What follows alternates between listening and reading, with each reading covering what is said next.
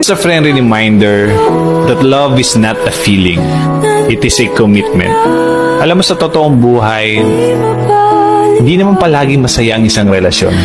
Dadaan at dadaan kayo sa maraming problema, maraming pagsubok, maraming misunderstanding, tampuhan, away, at haharap kayo sa buhay na hindi naman madali.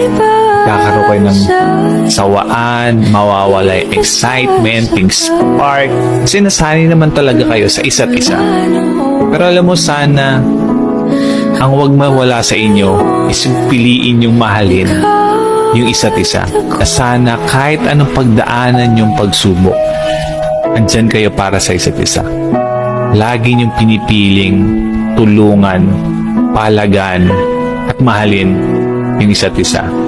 Remember that love is a choice and always choose to love each other. Okay?